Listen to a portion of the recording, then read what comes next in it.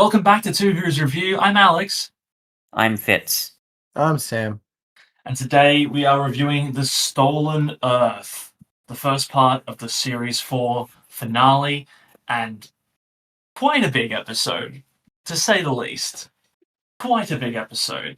The beginning of the culmination of the RTD1 era, and Russell T Davies. I was about to say accidental, but I mean that can't be correct because there's so much that's going into it that was clearly planned. But this 4 year long saga that has been undertaken over all this time, it's all coming together here. All the lingering plot threads from throughout the last four series of Doctor Who, they're all colliding, assembling, you might say.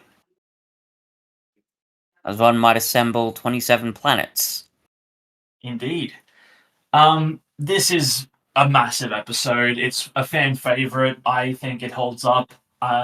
It's just so like frenetic and like boom, boom, boom, boom, boom. Like it doesn't give you a chance to breathe. But that's not even necessarily a bad thing because it's like it takes time. It's just bizarrely even with that to have some more calm moments where characters can interact with each other and like Yep. and take like time to be like, oh shit, this is bad, we're fucked. Like I think the pacing is absolutely perfect, but it's still breakneck pace, which I think is a magic act. Yeah. Like as you sort of just pointed out, Alex, I think that there are actually moments of sort of quietness there, but they're just so well placed, and they do so much to build the momentum of the plot and the characterizations that they don't feel out of place at all. I think when Harriet Jones assembles the team, I think is probably one of the best examples of that. Either way, though, yes, I agree. The pacing is fantastic in this episode. Like, because I mean, like the big twist reveal of this episode happens like 10 minutes in. Yeah, but it doesn't feel rushed because it's just like, well, we've got so much other shit to get through, exactly. Yeah, and because we've got several other twists we'll get to further down the line. Yep. And a lot of that, the twist of it's the Daleks, right? That even works because it utilizes dramatic irony. We're essentially waiting for the Doctor to catch on and find out what's happening. Well, because it's also this is the best Dalek reveal the show has ever had. Yeah. Because it's I did remember. I specifically, when we watched Turn Left, I watched the next time on just to be like, do they blow their load? And they do a little bit. A little. They can't help themselves. They put in the Is it like a single Dalek shot? laugh. But isn't there also like a single shot of a Dalek eye stalk towards the end of it? I think there might be. I don't remember. But like the main thing I remember is just like you hear Dalek Khan laughing, and I'm like, You do. okay. The fact that it's that and not like an exterminate is like it's obfuscated enough, but I still would have liked it more if you just were like the whole next time is just look, everyone's here and they're all reacting to the worst possible thing. What could it possibly be? We're not saying anything. Well, I think even that, like, obviously it would have been better if they just kept it hush, but like by this point, the audiences were kind of primed. Like there hadn't been a Dalek and episode I'm this pretty decade I'm yet. pretty sure like in terms of like marketing material and stuff, they'd already been like, yeah, it's gonna be the Daleks. This is what They Supreme don't. Dalek looks like. Yeah. Well, what This they is what don't do Davros is looks like. He's that's gonna what be they in don't it. do. They don't reveal Davros in the next time trailer. I don't know if they had Davros in any of the marketing before this point. It's So like too long ago for me to remember, but yeah. I don't think they did. Because I was... Yeah, so like... I mean, granted, I was a lot younger, so I wasn't paying as much attention, but I was, as you can imagine, delighted and shocked extremely. Of course, yeah. And you can, like, if you... And you figure out it's Davros if you've seen the show, like, you can hear his voice and see the... But it's still really chilling to have him revealed like that. It's also weird, because, like... I do remember that I had this really weird experience watching season 4 where it was not broadcast simultaneously in Australia when it was like initially released. So I had this weird situation where by chance I happened to be in the UK visiting family Oh, right when the finale came out. And like my cousin was also like a huge Doctor Who fan at the time, so like he wasn't gonna not watch it for our benefit, so we just sat down and we watched it. And then by the time we got back was around the time that season 4 was starting. oh, So we Ooh. just kind of like saw the ending and then Oh started. I no. think we even missed the first couple of episodes. We started season 4 when we got back with like Planet of the Ood or something. Okay. So yeah, like that was just a weird way to experience Well, it all must this have shit been, out yeah, of quite a order. shock.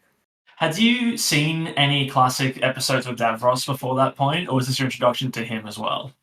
Um, if I hadn't seen episodes with him in it, I at least knew that Davros was a character who existed. Like Okay.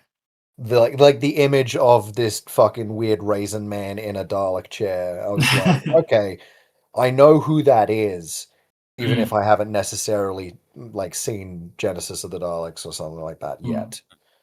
Um, because like Well, again, this would have been around the time that they were showing classic episodes on ABC, so like it's possible I yeah, saw him before that, but right. Well, this is actually a historic moment for the podcast as well because it's very rare because we watch New Who in order and Classic Who out of order, but both at the same time.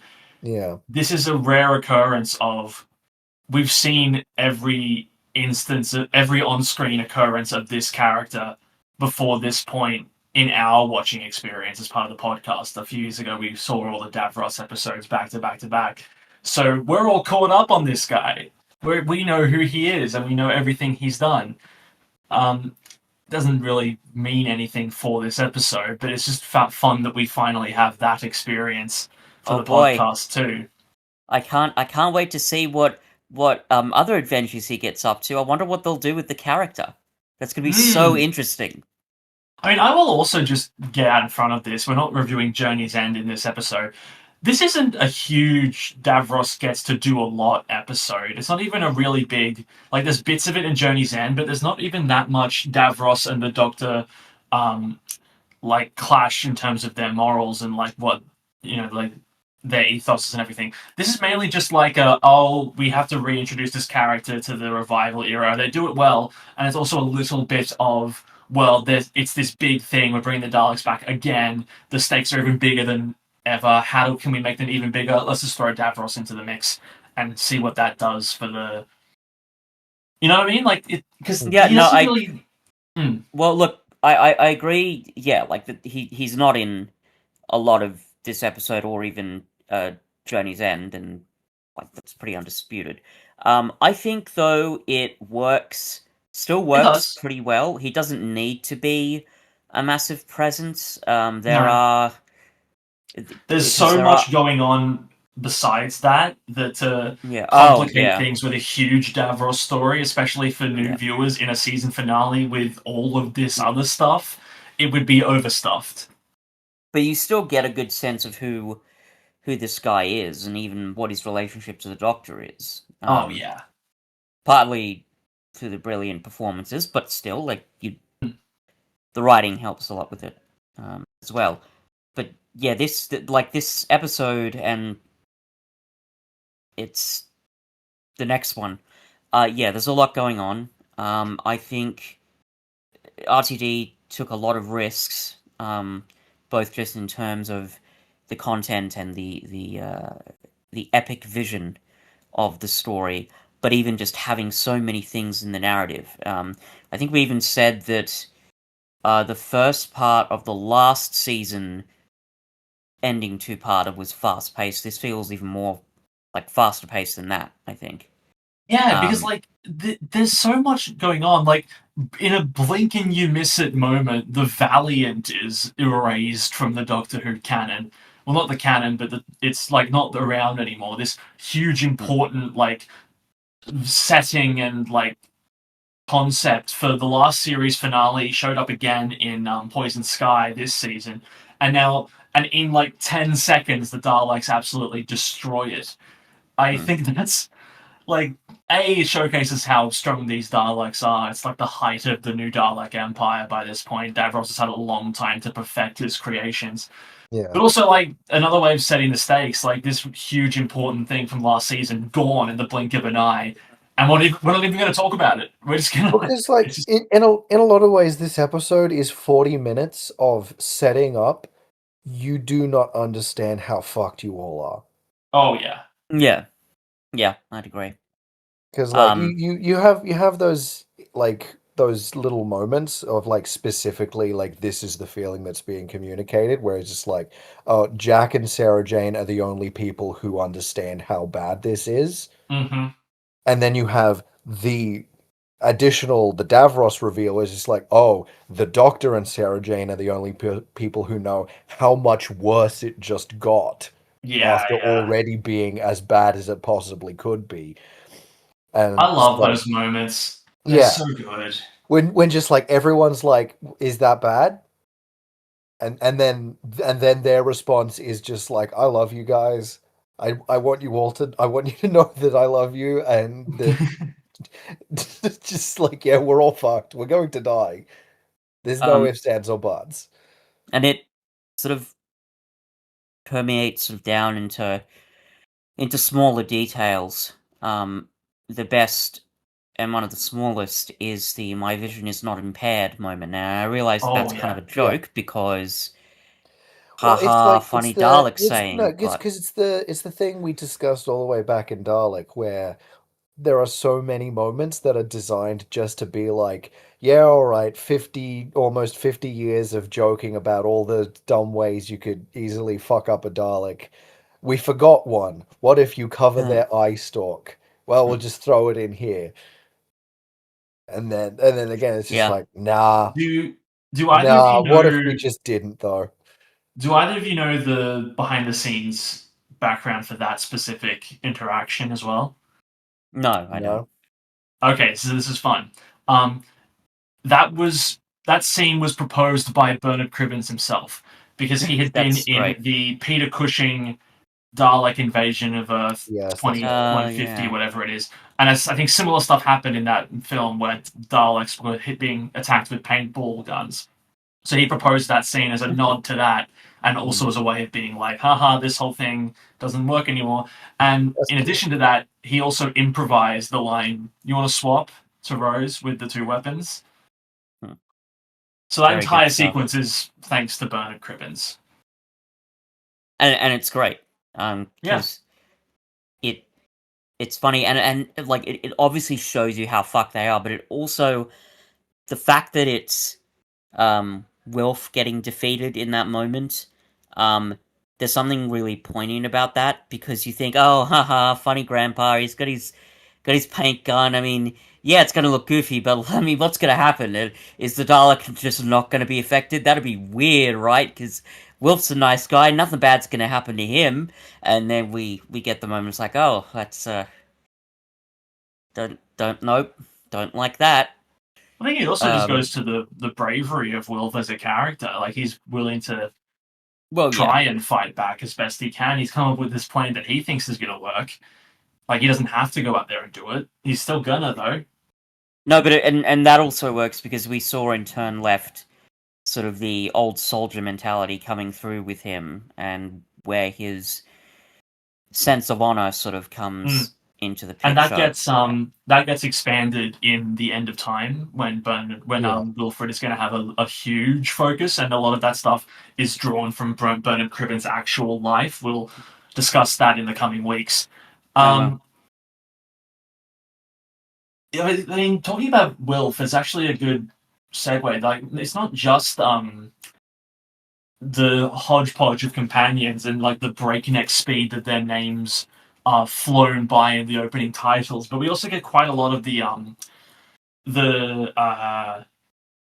like the surrounding cast, the like one-off characters, the background characters coming back in, like obviously with Wilf and Sylvie. Fucking Mr. Copper Fucking gets a name drop in this Mr. episode. Copper gets a name drop, exactly. What's her face? Harriet Jones gets to complete her trilogy. It's I like that stuff exists because it again it just makes everything feel a lot more well-rounded as a story. All this other stuff that went on behind the scenes, it's like no, that stuff still mattered in the overall arc. It's not just the fact. We're not just bringing back characters. We're bringing everything together in a really masterful way.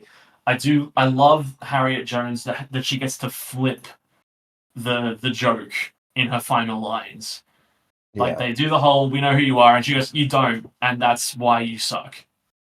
And I'm gonna go out that was my head held high. And I also like that she stands her ground on the Christmas invasion and what she did. I don't think there's you can still have the debate about whether she was right or wrong in the moment. I don't think I don't think this episode is necessarily saying she was right to do it, but I like that she no. holds true to her position. It's like, well, I told him this would happen. Yeah, I don't regret what I did. It makes a character richer. And you don't have to, certainly not necessarily take a stance that, yep, did a war crime, and that's perfectly cool. That's A-okay with me. But the point is, the fact that she has that sort of conviction, even now, is a testament to her characterization. And it also fits into the fact that she's the one coming to save the day with the sub network. Because she has that sense of conviction to protect, her planet. It's one of those things where there are, I think, in the hands of a lesser writer or just with a lesser script, it would be difficult to put all the narrative threads together without having weird little pointless coincidences or having things that feel flimsy in the way they're strung together, but everything happening in the story feels completely in place. The fact that, at the sort of darkest hour, it's Harriet Jones who comes to save them, but it's like, oh no, that makes sense. Or when, at a small moment, when Wolf and Sylvie are about to get blasted away by the Dalek, it's Rose who comes and saves Zaya, because remember, oh, that's right, she's here too, with a big fucking gun. And incidentally, I really love the little bit of direction where the camera sort of moves over the top of the Dalek, well, the remainder of the body, and we see Rose on the other side of it, which is kind of cool. Anyway, point is, it's all coming together. We do, speaking of coming together, a bunch of the Series 4 plot threads, or like little hanging chads, I guess, are like woven into this quite nicely as well. The bees disappearing is the big one. Although I do like how they just go, the bees disappearing, bees are aliens, and then it's just like David Tennant at the fastest pace that he's ever said any dialogue to get through the techno babble as quick as possible. So that when you hear it, you end up going, wait, what? Okay, I guess that makes sense. Like, so I don't think I'm not necessarily saying that if you think about it for long enough, it falls apart. But I do think if you think about it long enough, it is kind of like that's a bit silly. But like he speeds through it so quickly that you don't have time to really process anything he's saying, and by the end of it, you're just like going, what? Okay, I guess the bees are going to show us where to go. Cool, no questions asked. Move along, we've got stuff to do. But we also get the Medusa Cascade appearing, which has been name dropped a bunch of times this season. The Shadow Proclamation finally makes its appearance after being that was a thing way back in the first episode of Eccleston. He name dropped the Shadow Proclamation, and now we get to see that. Obviously, the missing planets coming back in as well. Yeah, it's just all like really deft writing to get like everything as seamless as it is. Like, it could have been so much worse. Oh, yeah, God. And speaking of that, I'm really impressed with how all the other characters from all the other shows showed up in Oh this, yeah. and none of it felt like cheap fan service because, you know, I think it would be very easy to screw that up, but it didn't. Yeah, like they actually get to use the facilities and like skills that each show has. Like they use the Torchwood Rift, they use um Mr. Smith, but like every character gets to have their little like Luke gets to be the one who realizes, oh, hang on, we can get every phone on at once to call out for the Doctor. Yanto gets a moment of being like, wait, hang on a second, but then the subwave's going to become visible. Like they all get something to do. It's not just throw them all at the screen, reality war, and see what happens. It's a bit more like it's more intentional than that. Oh yeah, for sure. It makes me wonder if we should have watched any Torchwood or Sarah Jane Adventures before this point. I don't think we should have because, like, when would we have the time? But there are little things like when Gwen is talking to Reese on the phone. It's like, I bet that hits a lot harder if you know who Reese is and what their whole deal is. Well, because like I've seen the first season of Torchwood, and that's it. And that was that was like years and years ago.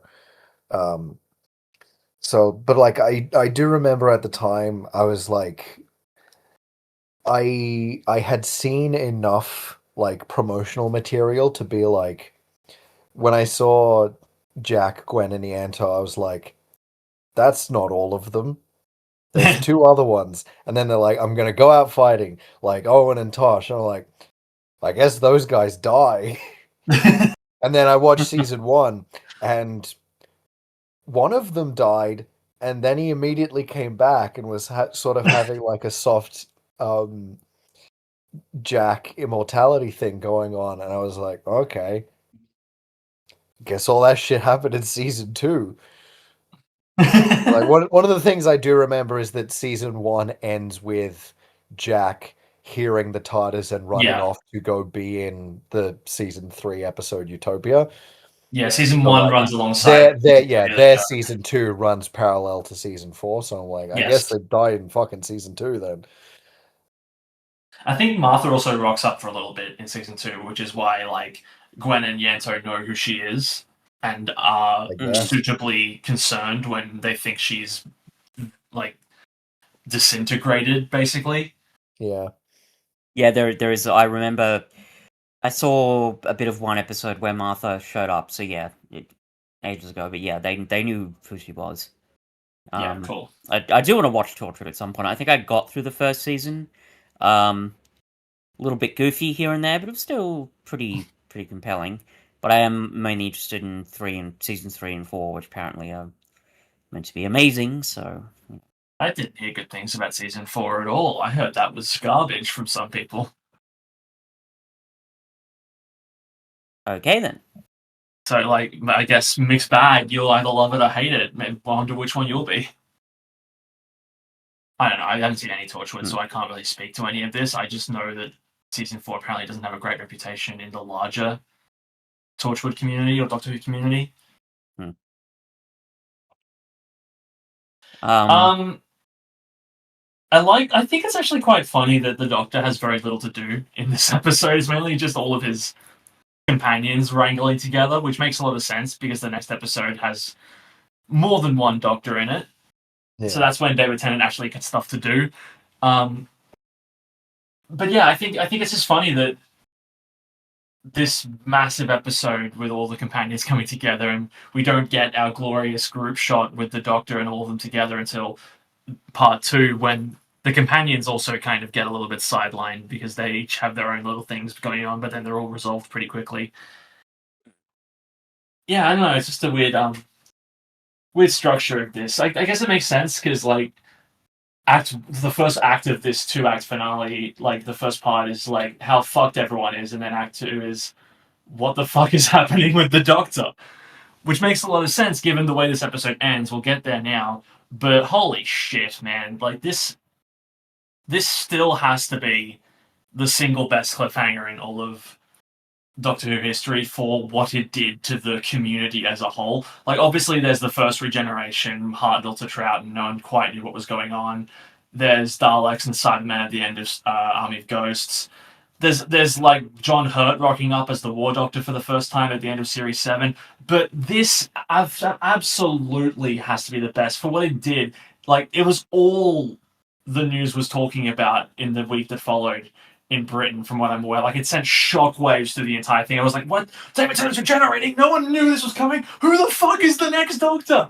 What's going on? Like, and the way they punctuated at the end, no, it doesn't just fade to the credits. It doesn't, like, do any of that. It hits you with the big 2B continued with, like, this, like, no music at all. They knew how big a deal this was. To hit you with a surprise regeneration at the height of Doctor Who fever in the revival era. Like, this was Doctor Who at its peak at the time, with the most beloved Doctor actor, like, since Tom Baker, pretty much.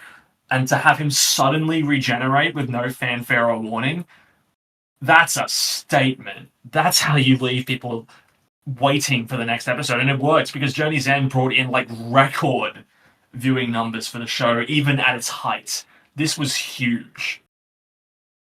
Wow. Yeah, it was a really shocking development. I wonder, is it gonna turn out in a satisfying conclusion, that particular twist? Answer: no. Really? You don't think so? No, okay, I was gonna get to this. This is more of a next episode thing, but I Sure. find that regeneration into David Tennant again to be really annoying, and I think I always have. I think I found it annoying even as a kid when I saw it. It feels sort of vain, not just manipulative, because all, like, art is manipulative, but, like, vainly manipulative. Like, it's so what a twist sort of moment. And I honestly, looking back on it now, I thought if they were going to do that, if they really wanted to scare the shit out of the audience and have the Doctor regenerate at the beginning of the next episode, they should have done it. I realized that would have completely fucked up the trajectory of the next year.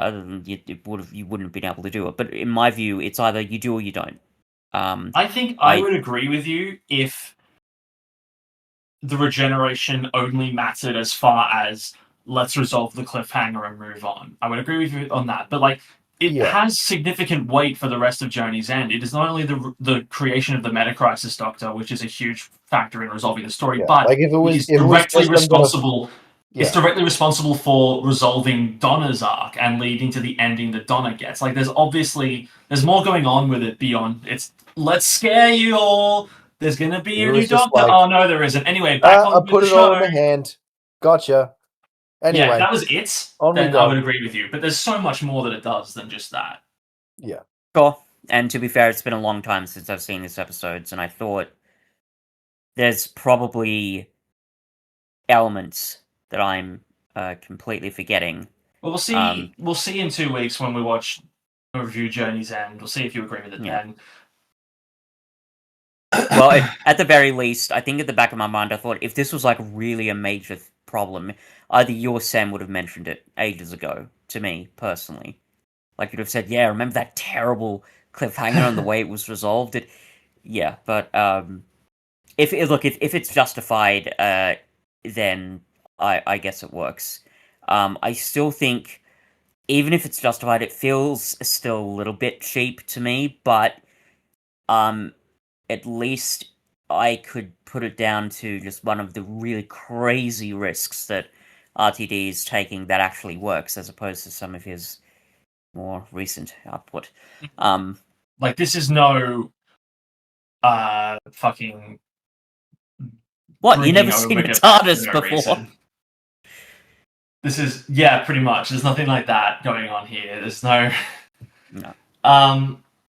But yeah, like, I mean, I wasn't... Sam, when you said you were in England when this was airing, did you witness this, like, frenetic and frenzied, like, behavior in the in the British media when this was happening, or had you already left by that I point? mean, not really, but also I would have been like 10, Sure. so I wasn't particularly paying attention. I was just like doing shit where I'm hanging out with my family on holiday.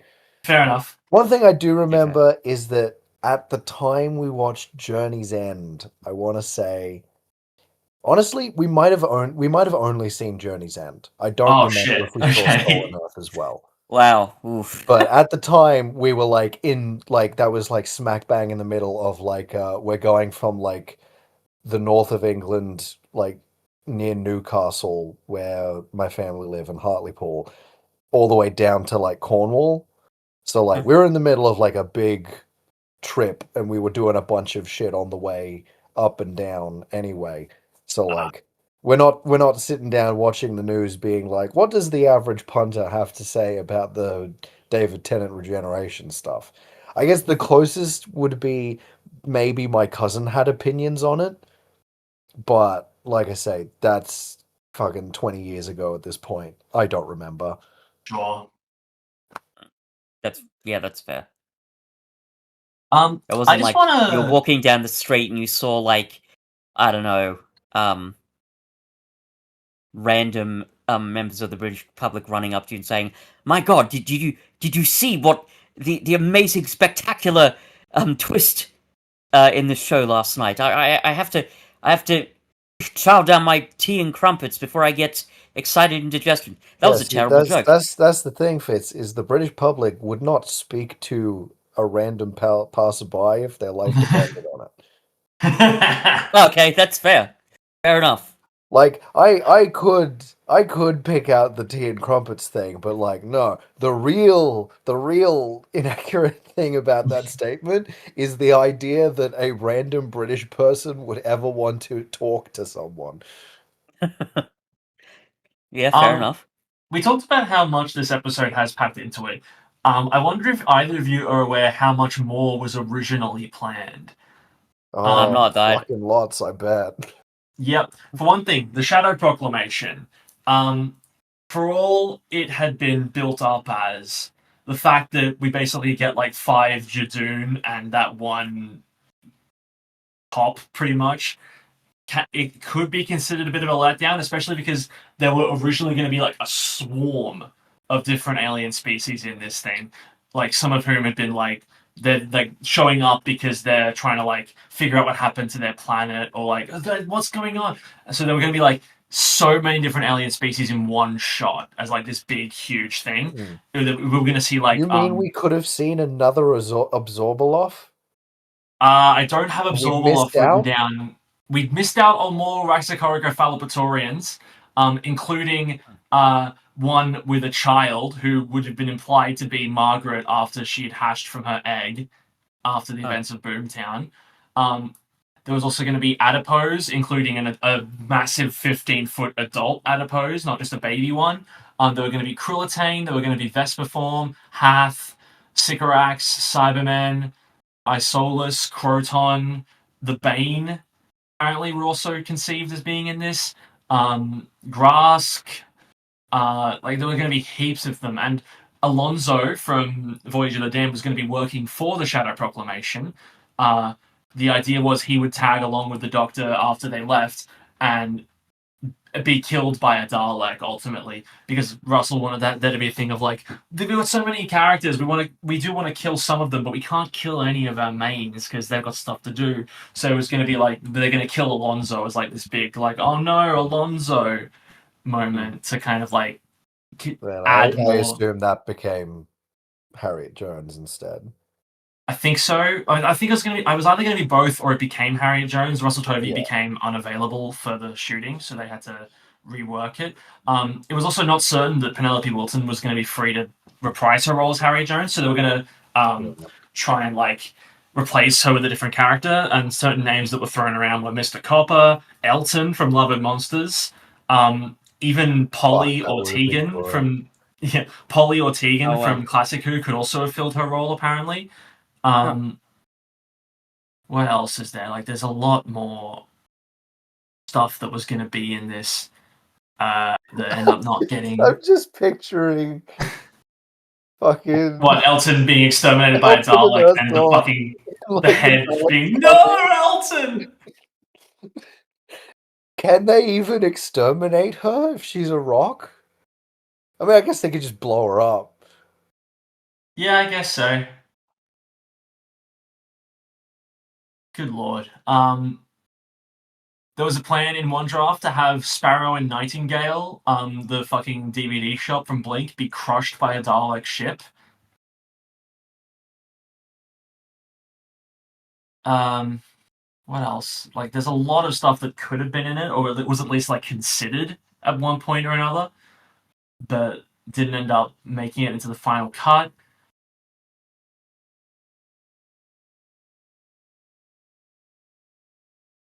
I think that's it. But yeah, that's a lot of extra stuff that were originally going to get thrown at the wall. Not all of it stuck.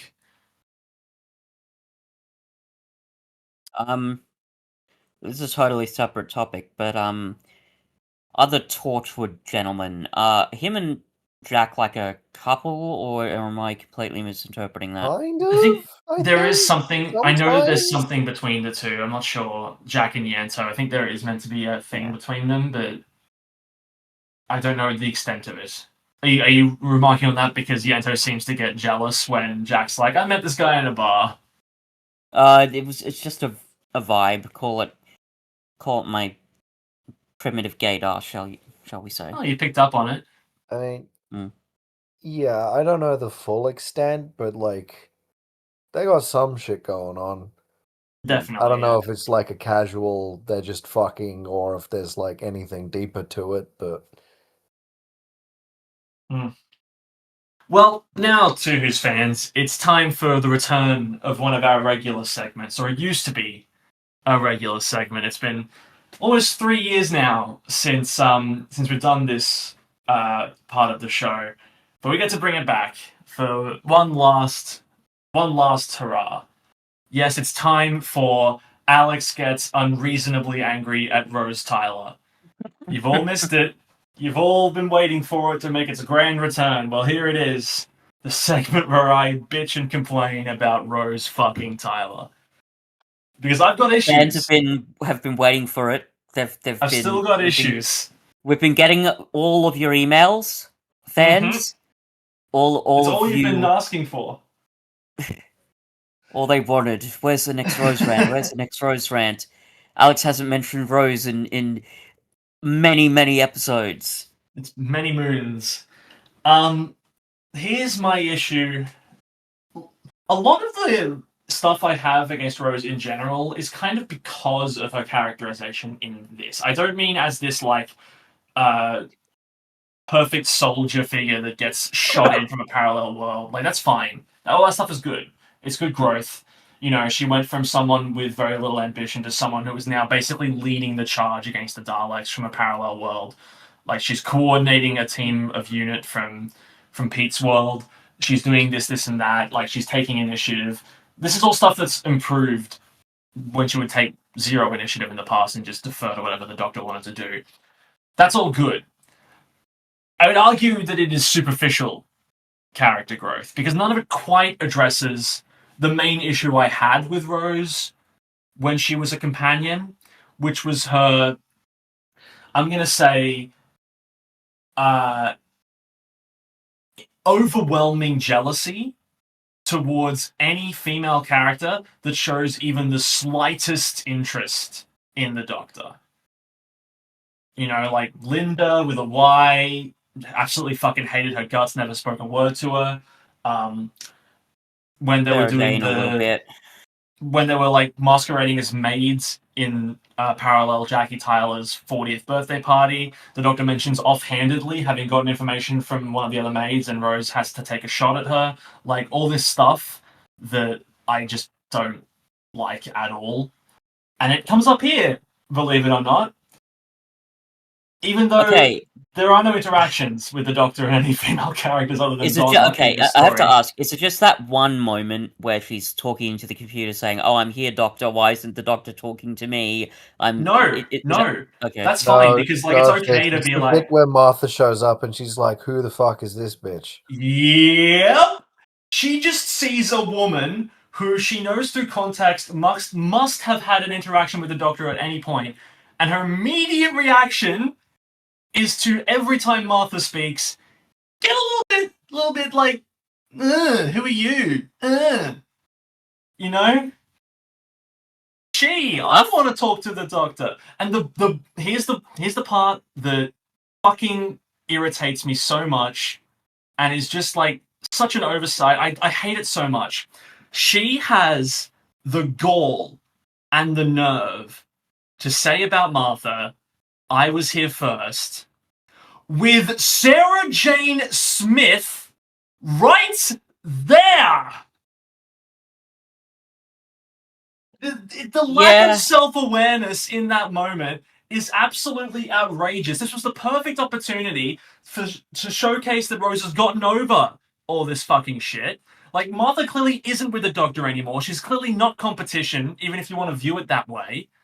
And she's still doing this. And the best part of all of this is in the next episode, Journey's End, we're going to have a small interaction between Rose and Martha, in which Martha gets to showcase that she's gotten over her big character flaw from Series 3. Her infatuation with the Doctor. She has the slightest interaction with Rose, and her first thing she says is, "Oh my god, he found you, that's amazing." So Martha's fine. Why couldn't they have done this to Rose? Why couldn't they have done that? No character growth for the main character flaw this character has had after 4 years. That is why I hate Rose Tyler. Well, the thing is, with her dislike of Martha but not Sarah Jane, well, you have to understand, Martha and Rose are both, young and pretty. That's what they have to emphasize their cuff. Mm-hmm. Well, Rose, in that Rose case, doesn't then have to give it. There shouldn't have been any jealousy between Rose and Sarah Jane in school reunion then, but that's besides the point. Yeah, that Like, I mean, the fact that she this has episode this, does nothing to fix that. I'll weird ass say that much. hierarchy that she has about I was here first, I'm first in line. Fuck off.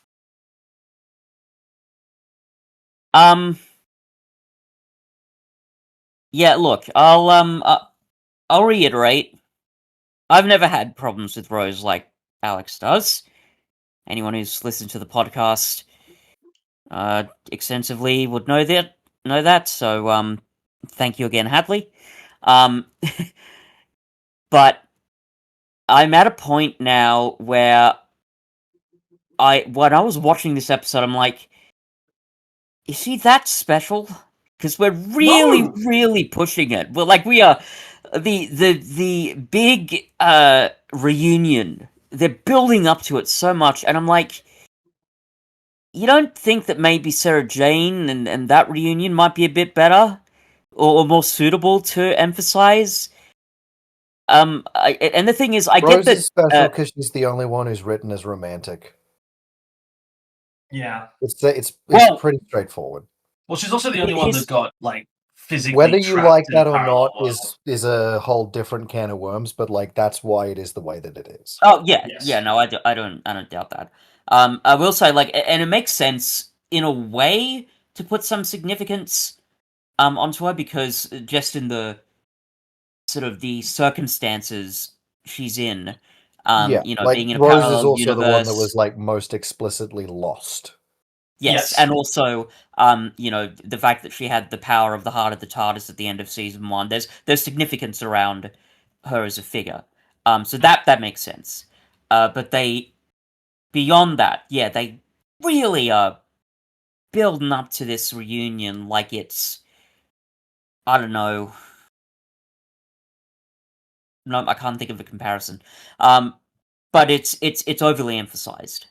And you can see Like, when I'm watching this episode, it's like I can almost see the gears and RTD's head turning. It's like, oh, this is the tug on the heartstrings moment. This is the, oh yes, why can't Rose talk to the Doctor? What's happening with the sub network? Oh no, this is so tragic. And oh my god, they're down the road. And Donna's like, why don't you ask her yourself? And the crowd goes wild. And Yeah, we're 'cause all it's a gonna. love story. That's what it is. Doesn't mean we have to like it. No, I'm not Yeah. saying you. I'm not saying you do, but like, Well, yeah, no, like, Sam's yeah, correct. you're That's what it going is. It's a to love story. write the reunion of two characters who are in love with each other in a different way than you're going to write the interactions of two characters who are friends with each other. Well, that's true. I'm not Like, not denying that at all, but I think it was The more. issue is that if you're not invested in that romance, it's all just like basically wasted time.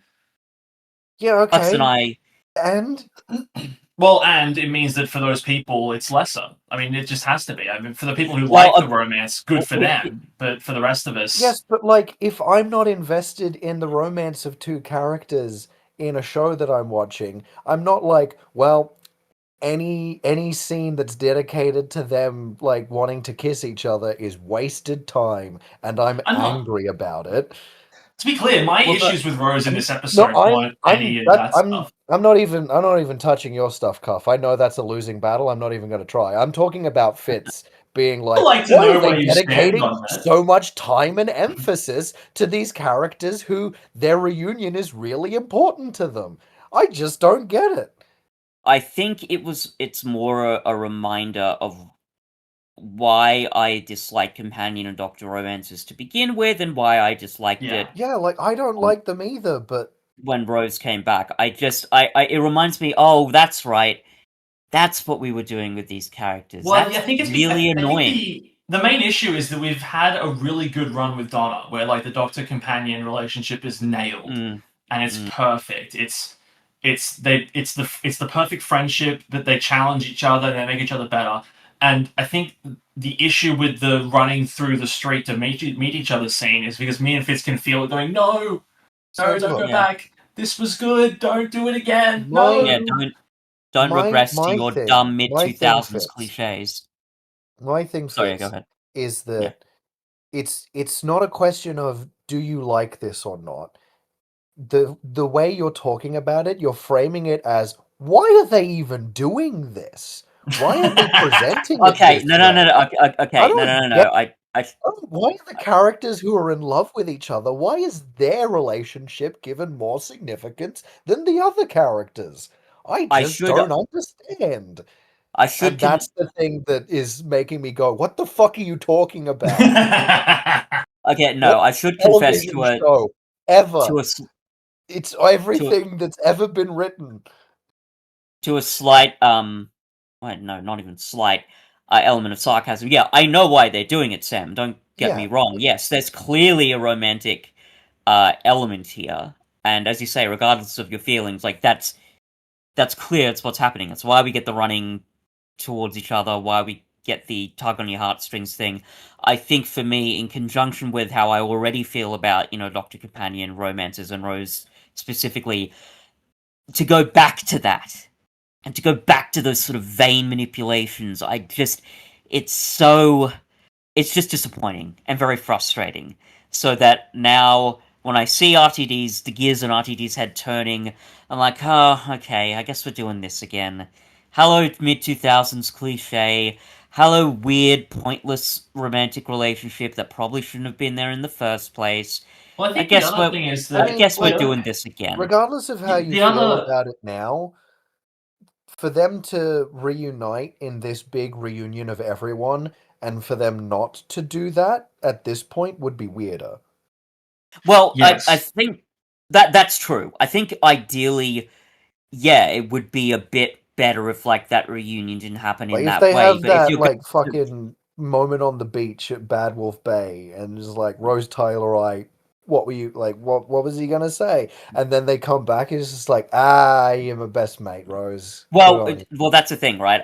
Even if I would prefer it not to happen that way. If that's what I really wanted, you'd have to go back and change the whole characterization and the nature of the relationship, which again is the core of my issue anyway. The fact is, you can't change what we actually got, even in the context of, oh, I don't like this. Because as you say, how the fuck else were they going to do it? I think also, there is something to be said about. I mean, I don't know how much of this is the fact that this is a rewatch for all of us, but I've definitely seen enough reactions online of people who feel the same way. Like, as soon as you see Rose has appeared that far away on the street and they start running, you're immediately like, something's gonna happen.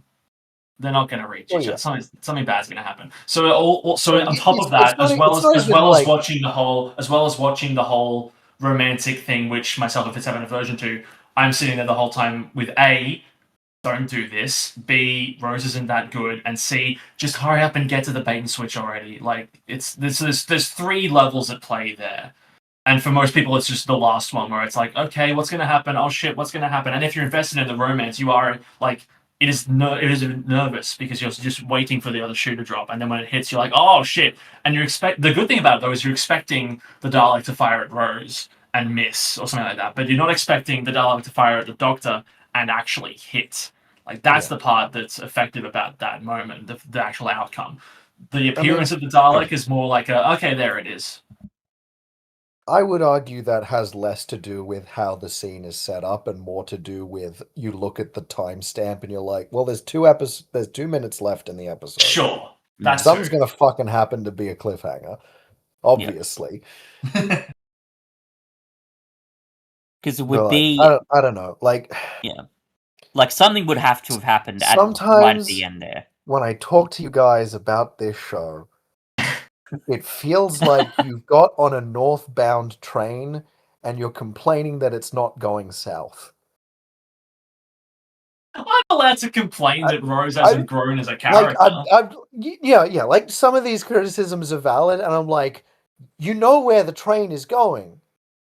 You don't have to be happy about every stop it makes along the way. You can be really unhappy that the place it ends up in is a complete shithole. Reality War. Sam, this is a Doctor Who discussion podcast. Like, regardless of the fact that we know where it's going, we're allowed to be like, still don't like it. Yes, but like, my point is, sometimes talking to you guys about the parts of the show that you don't like, or even the parts that I don't like, it does kind of feel like, yeah, but like, that's what it is, though. And well, it's a good thing. I don't even. So, like, it's a good thing that's I'm trying to think of a good, like, example of a specific thing in the show to illustrate the point. I'm just like, yeah, sure. Okay, all 3 of us agree that the romance between the Doctor and Rose we could have done without. Doctor companion romances feel like at the best of times. Like, maybe if it's a character like River, you can kind of circumvent it because she has the same sort of like ethereal, ageless quality. That's another point. Yeah, sure. Like, I'm not a fan of Rose and Doctor as a romantic relationship either. But the show's doing it, whether we like it or not. So it gets to a certain point where we're like if Fitz going on like a 5-minute tangent about how all of the importance of these 2 characters who their relationship with each other is important to the show. Whether we like the nature of that relationship being romantic is besides the point. It is. That's just a reality of what we're watching that we have to some extent accept. And when it comes up, we can say, I don't like this, I don't like how it was handled here, yada, yada, yada. But to start asking the question, why are they doing this? That's the point where I'm just like, what the fuck are you guys talking about? I see what you mean, Sam. Like, you correct me if I'm wrong, but your issue seems to be that we don't always try to engage with the show sort of on its own terms when that might be more useful, I suppose. I mean, a little bit, but like, it's also is a part of it also that it's like, we've been doing this podcast for 5 years now. We've hit these talking points already. Mm, It's a little. Like- It's a little bit of all these things. Yeah. Sure. sure. Well, I've Like, got good it's- news for you. I've got good news for you. We're about to enter the Matt Smith era, so you're not going to get a lot of Yeah. Like, complaints about something. I'll be honest, Cuff. There's a reason why when you said it's time for me to talk about Rose Tyler, I picked up my Switch and started playing Silk Song for about 10 minutes. What the fuck? Because I was just like, I have nothing to add here. We've had this conversation a dozen times over the last 5 years. What more can be said now that hasn't already been said fucking I 10 think- times over already? With me, and this is something with the way I talk about Doctor Who specifically and stuff in general. I wanted to, I guess, over-explain myself because I don't want to get to a point where I look at a piece of media and find something I don't like and just go, ooh, icky. I mean, That like, being yeah, said, that's fair. I get that impulse. It's just like I say, it's when Also, these we're specific professional. examples are talked about in the same way again and again and again, and like, yeah, that's like, fair. I'm gonna be real, Fitz. If I hear you ask the question, could this episode have happened without the Doctor? I'm going to crawl through my laptop into your home and strangle you. Sam, you got to Because, consider hey- we're professional podcasters. Every episode could be someone's first episode. We gotta make sure we've got like bases covered. Yeah, you hear that, Hadley? Have you forgotten all the talking points we go over again and again? Let's remind you just one more time. I think next Um, year for the podcast, we gotta have you and Hadley like not appear at all, but every now and then we'll hear. Okay, Sam Hadley, let's check in. How's your Two Who's Review bingo cards looking? What do you reckon? Uh, I mean, no, look, it's I don't know. That a- requires me listening to episodes I'm not in, which who knows how often Jesus that's going to Christ, okay. Did you know that already, Alex? I mean, Anyway, I kind of Um, suspected. No, okay. Just having known Sam for this long, I kind of I will figured. say, I don't always catch episodes I'm not in, No. but if one of them gets lost in the weeds, I don't typically yeah, go back. that's I mean, Yeah. like when new episodes of like the season 14, 15, I made sure to always catch those because Mhm. that was like in the current zeitgeist and stuff. But if I'm like, talking about some fucking classic episode that I haven't seen, I'm not going to get anything out of this. I'll probably not bother. That's fair. yeah, that's completely fair. By the way, I'm probably just not remembering properly. Have I specifically gone on about how would this episode work without the Doctor that much? Because I feel like I've only done it a couple of times, although I guess maybe Let's that's put it this way. As soon as Sam started saying it, in my head I was like, oh, yeah. all right. Well, fair enough. Because I mean, I feel like we're all guilty of it to some degree. I mean, it's not. I mean, not as much nowadays, but there was a time, Sam, in our friendship where, like, for example, like someone mentions Bionicle around you, and I'd be like, okay, I'm just gonna walk away because I'm gonna come back in an hour, and this conversation's still gonna be happening. Or like, oh, there's a party and Sam's coming. Well, she's definitely going to bring her laptop to show everyone her Jurassic World Evolution park. Like everyone falls into similar habits every now. I mean, yeah, it's but not often that they are documented and broadcast to the world on a weekly basis for everyone to become even more aware of them. Also, to be fair, my thing has a lot of my problems in this area are rooted in a sense of frustration and rage, which adds a whole other dimension. I mean, like this is also a it. very specific context Yes. where we are talking about the same show every time. So we're talking about the same characters, the same dynamics, the same plot structure, tropes, and like all this kind of stuff. And I was just like, I mean, I guess so. like, yeah, maybe Gandalf could have had the eagles just fly direct to Mordor, but walking to Mordor is the point of the story, so that's why they do that. Sure. And to be fair, that kind of I mean, I don't want to say it's pedantry, but like it kind of is.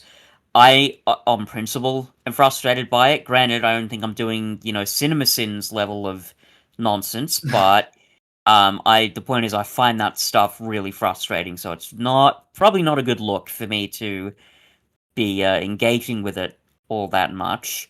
And I don't think this is quite the same thing, but I wonder if, with all the things I complain about with Doctor Who, could you even say, well, it's like watching a episode of classic Doctor Who and complaining that the special effects look shitty?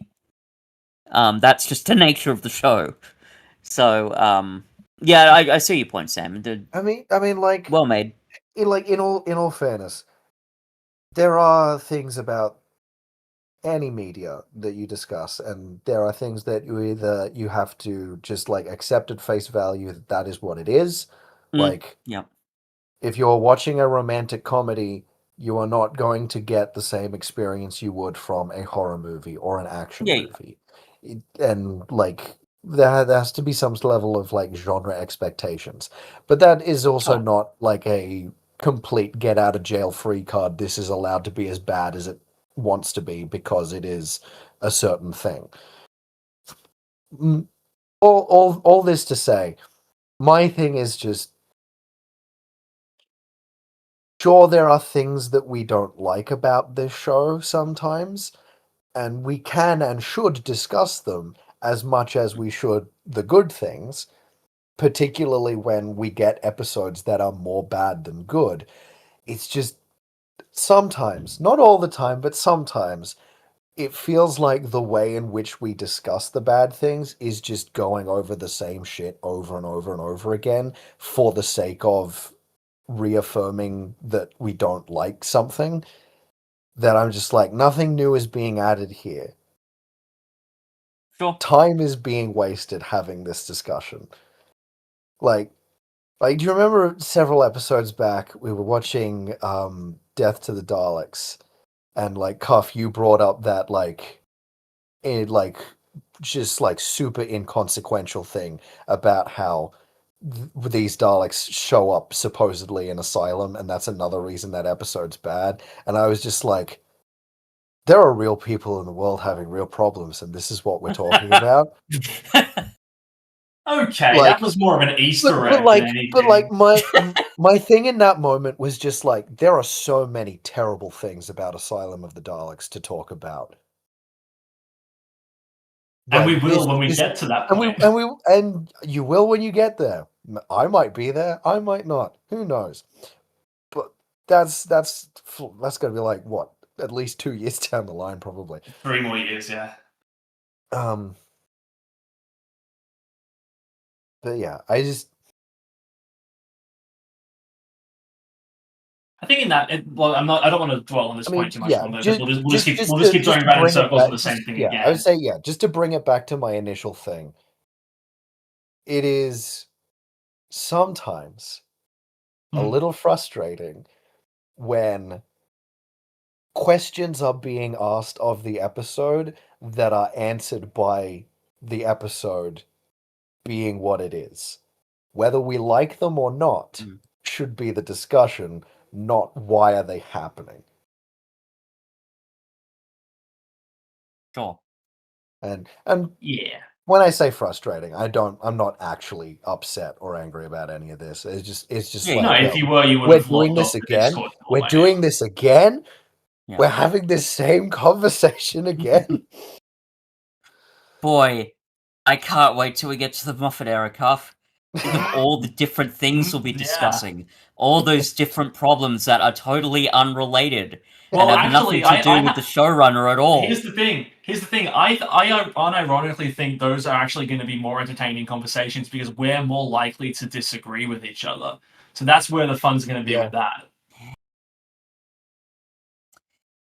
We're gonna have a time in the it hasn't really happened yet. We haven't had huge disagreements about episodes in the past. Like, we've slightly varied here and there, but I don't think either of us have been off by 2 points in what we've ranked. Well, we were the closest we came and it was, of course, the Moffat episode, was the girl in the fireplace, because I had some very, very specific Yes. thoughts about that episode. That was... But even then, it was only like, I gave it an 8, you gave it a 6. We could be dealing with much bigger discrepancies in the future, and I'm looking forward to that, honestly.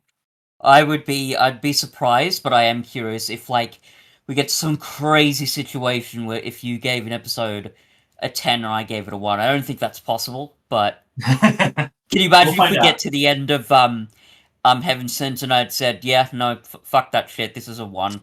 Oh, Fuck- Fitz, fuck that might be this the episode. end of that might be the end of the podcast and our friendship. Will it be worth it? Damn.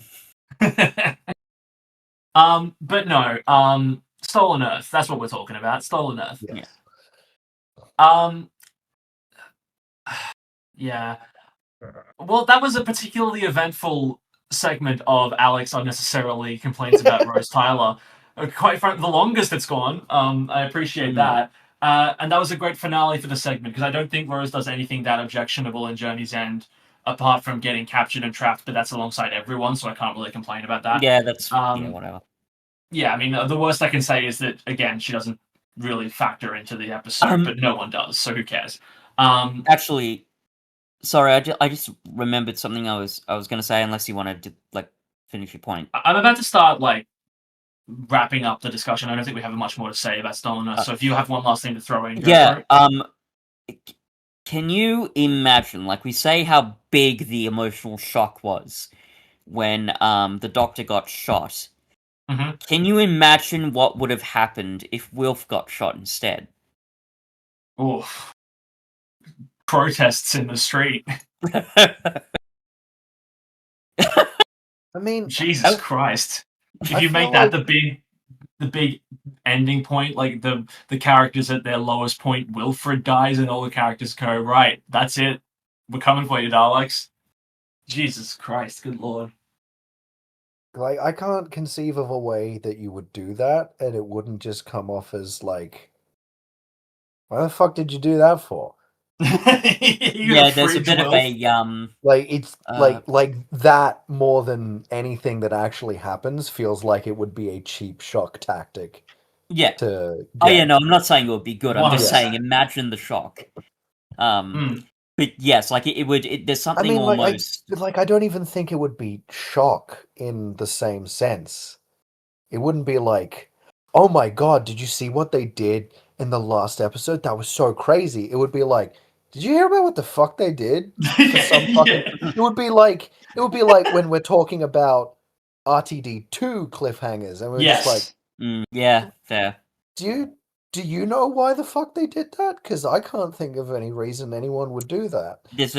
It feels a bit sort of misery porn, doesn't it? It's like, here's Yeah, Oh, Yeah, hello, it's like everybody. an edgy 10 like 12-year-old writing their first Doctor Who and making it like super dark and like yeah. what's the most depressing thing I can do in this moment just because And Zack also, Snyder it gets doesn't- Zack Colin Snyder Baker gets a episode. hold of Doctor Who It for a bit. doesn't really raise the stakes nearly as No. much. It would just be like, yeah, Donna's upset, Sylvia's upset, the Doctor's upset, Jack And the doesn't know who audience the is- fuck this guy is. Martha's never met this man. Yeah. Sarah Jane has no idea who any of these people are. And it would also completely fuck Nothing up the has trajectory changed for because them. They're still in the same shitty situation. as a character he is so endearing that you as you sort of hinted, Alex, like the audience and the Doctor will be obliged to really, fight for him in a sense of revenge. And how the fuck are you going to put that in this story? Yeah, There's no. no space for that. Yeah, no, this yeah. is Zack Snyder's Doctor Who that we're discussing at the moment. This isn't really Yeah, that's fair. Well, as I said, anything. would you expect a twist like that in a Colin Baker episode? I mean, Maybe not that extreme, but he doesn't have a good track record for surviving companions, so maybe. no, he doesn't. But yeah, it's got a misery porn quality. It's like, oh wow, hey everybody, here's this lovely companion that you all really love. Shame if something were to happen to him. Like, As a one last, why even bring that up, Fitz? As an idea. I don't know, Sam, because I'm a morbid, miserable fuck. Well, in fairness, Sam, it's not anything we've discussed before, That's true. so you're welcome. I mean, if you want to get technical, you have talked about Bernard Cribbins dying before. Oh, come on. Oh, Jesus. Okay, I'm just gonna. One last. I don't want to end the discussion on that, so I just want one last observation that I made in the course of this episode, and it's like I've watched this so many times, and this is the first time I thought about this. Yeah, sure. Well, actually, first of all, I think it's funny that they need to give all the characters stuff to do when it's like, okay, we got to reach out to the doctor, we got to send the phone thing off. Like, Torchwood uses the rift to like project the call. Sarah Jane crew get every phone on Earth to call the same number at once. And then Sylvie, Rose, and Wilf are just like dialing the number. It's like, yeah, Sarah Jane's got that covered. All the phones are already doing that. It makes for like something for them to do, but it's a bit unnecessary. But here's the actual thing that I noticed this time, and I'm curious what you guys think about this. The way that they use the rift, the Torchwood rift, it's like this rift in the center of Cardiff. We've seen it before. We know why it's there. And I had a thought like, it's a rift in time and space. But when the Earth gets pulled away, the rift comes with it. So if you go back to where the Earth was, there's no rift anymore. And I couldn't quite get my head around that because I think I was comparing it to like the cracks in time and space in Series 5, where the Doctor's like, if you knock down the wall, the crack doesn't go anywhere because the crack's not in the wall. And I thought of it in the same way in this episode. And I was like, wait, does that make sense? Would the rift have traveled with them? But then I was like, no, wait, what am I saying? The Earth's always moving, so the rift is obviously anchored to that as well. Yeah, and then I was like, how the fuck does that work? My head couldn't quite grapple with it for a while, and I had to sort of just be like, sci-fi. Timey-wimey magic, Cuff. What are you talking Yeah, about? like I don't. Yeah, that's the only note I wrote down because in my head at first I was like, did I find a plot hole?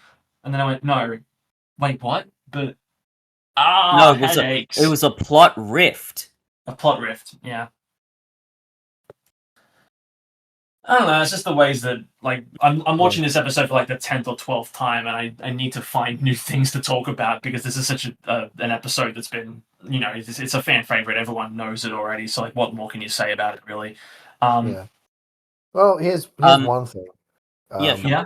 The I forget if his name, if he even had one, but the American General guy. Oh yeah. Yeah. The actor's name is Michael Brandon, I want to say. And I recognize him from the Dinotopia series. Not the original miniseries, but the straight to DVD episodic series that came after it with an entirely new cast. He played the dad of the two main boys. He was also in the Catherine Tate show a bunch. No, the character's name is General Sanchez. That's a weird name for that guy. Yep, he doesn't look like a Sanchez. I mean, I guess. Yeah, it could be, I guess, but like Yeah. The fact that they had like they named the character Rajesh Singh in the Torchwood thing, and it was exactly how you think it looks, like that classic like fucking awful J.K. Rowling. We've got an Asian character. Her name's Cho Chang. Like, it's just not. Yeah. General Rick Sanchez. It is. Worst.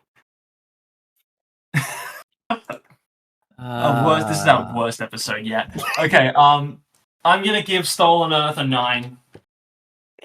Yeah. Actually, I was wondering, are we doing? Yeah. Are we doing? We'll do this the same way separately? we've done 2-part finales in the past. We'll give each episode its own score. Okay, I thought we. Anyway, that's fine. Yeah. All right. Yeah. I'll give it a 9. It's pretty damn good. I'm going to say 8, but yeah. What stops it from being a 9 for you? I don't know. I think because it is mostly set up for a part 2, even if Sure. it's really well done and well executed setup, I'm just Mhm. like, but without the payoff, it's not quite getting above an 8 for me. If I mean, was that's fair judging enough. them together, then as a whole package, that would be a different story. But if we're separating them, I think Okay. it's an 8. So that's interesting because I think that part 2 is not as strong as part 1, but guess Ooh. I guess we'll get there. Yes, we will. Anyway, next time on the show, we will be continuing our Key to Time deep dive as we review The Power of Kroll. That's that. General Rick Sanchez.